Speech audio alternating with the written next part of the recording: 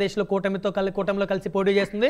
So వాటికి సంబంధించి ఎవరెవరు ఎంత లీడింగ్లో ఉన్నారు, ఎవరెవరు ఎంత మెజార్టీతో గెలిచారని ఒక్కసారి జనసేన సంబంధించి అప్డేట్ కనుక చూస్తే పిఠాపురం 70,356 ఓట్ల మెజార్టీతో జనసేన అధినేత గెలుపొందారు. అదేవిధంగా పాలకొండ 12,244 ఓట్ల లీడింగ్లో ఉన్నారు. ఇప్పటికీ 20 రౌండ్లు పూర్తయి, ఇంకొక రౌండ్ మిగిలి ఉంది. అదేవిధంగా నెల్లిమర్ల ఇప్పటికే 12 రౌండ్లు పూర్తయి, మొత్తం 18 రౌండ్లకు సంబంధించి 26,884 ఓట్ల లీడింగ్లో నెల్లిమర్ల అభ్యర్థి ఉన్నారు. అదేవిధంగా అనకాపల్లి అభ్యర్థి 18 రౌండ్లో 14 రౌండ్లు పూర్తయ్యేసరికి 43,866 ఓట్ల లీడింగ్లో ఉన్నారు. అదేవిధంగా పెందుర్తి 22 రౌండ్లో 17 రౌండ్లు కౌంటింగ్ పూర్తయ్యేసరికి 67,357 ఓట్ల లీడింగ్లో ఉన్నారు. విశాఖ సౌత్ 64,000 గెలుపు, భీమవరం 66,000 ఓట్ల మెజార్టీతో గెలుపొందారు. తాడేపల్లిగూడెం 62,492 ఓట్లతోటి తాడేపల్లిగూడెంలో కూడా జనసేన అభ్యర్థి గెలుపొందారు. అదేవిధంగా నిడదవోలు 33,000 ఓట్లతో నిడదవోలు అభ్యర్థి గెలుపొందారు. కాకినాడ రూరల్ వచ్చేసరికి 19 రౌండ్లకు సంబంధించి 14 రౌండ్ల కౌంటింగ్ పూర్తయ్యేసరికి 53,000 ఓట్ల లీడింగ్లో ఉన్నారు.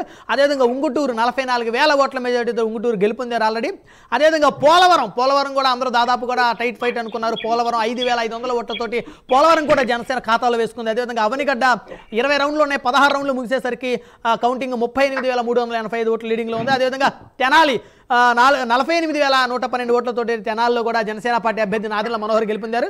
అదేవిధంగా తిరుపతి 20 రౌండ్లకు గాను 9 రౌండ్లు పూర్తయ్యేసరికి 29,759 ఓట్ల లీడింగ్లో ఉంది. తిరుపతి అభ్యర్థి ఉన్నారు. అదేవిధంగా రైల్వే కోడూరు 18 రౌండ్లకు గాను 17 రౌండ్లు కౌంటింగ్ పూర్తయ్యేసరికి 11,000 ఓట్ల ఆధిక్యంతో ఉన్నారు.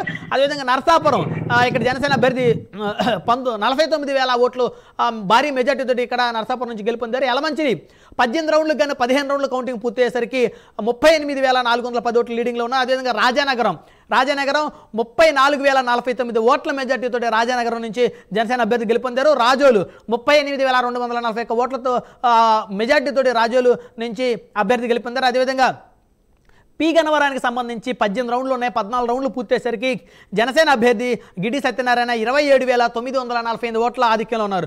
మొత్తానికి కనుక చూస్తే జనసేన పార్టీ 21 అసెంబ్లీ స్థానాలు తన ఖాతాలో వేసుకుంటుంది. ఇక అందులో ఎలాంటి డౌట్ లేదు.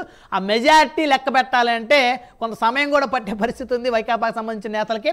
సో ఎవరు కూడా ఇక్కడ దాదాపుగా మెజారిటీ అందరూ కూడా 70% సీట్లు అందరూ కూడా 35,000, 40,000, 50,000 పైచిలకే కానీ ఆ మెజార్టీ ఎక్కడ కూడా తగ్గిన పరిస్థితి లేదు. జనసేన అభ్యర్థులకి వచ్చిన మెజార్టీ ఓట్లే ఏదైతే ఉన్నాయో ఆ నియోజకవర్గంలో ఆ ఓట్లే వైసీపీ అభ్యర్థికి వచ్చిన పరిస్థితి ఉంది. మొత్తానికి కనుక చూస్తే ఓడలు బళ్ళు ఓడలు అవుతాయి అనేటువంటి సామెత ఏదైతే ఉందో 151 స్థానాలతోటి అత్యంత బలమైనటువంటి నేతగా ముఖ్యమంత్రిగా ప్రమాణ స్వీకారం చేసిన జగన్మోహన్ రెడ్డి నేడు తను పూర్తిగా అంటే సింగిల్ డిజిట్కి పరిమితమైనటువంటి పరిస్థితికి వచ్చిన పరిస్థితి ఉంది.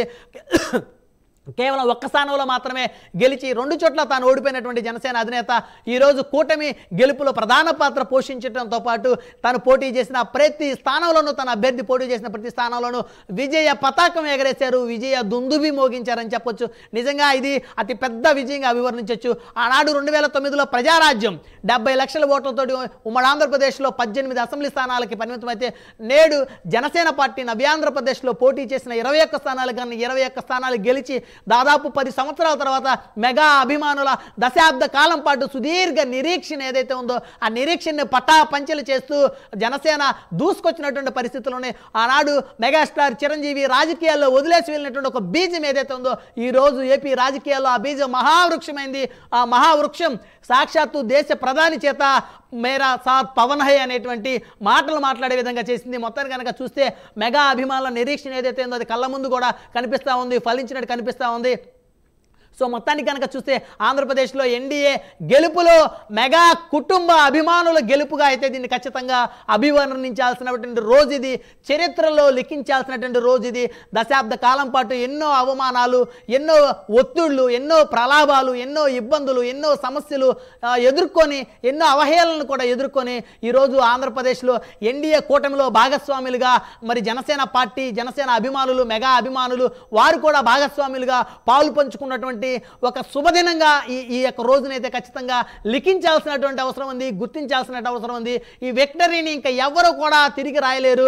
జగన్మోహన్ రెడ్డి వచ్చే ఎన్నికలు పోటీ చేసినప్పటికీ కూడా ఈ కూటమి విక్టరీ 2024 విక్టరీ ఏదైతే ఉందో విక్టరీని కూడా ఎవరు కూడా తిరిగి రాయలేరు.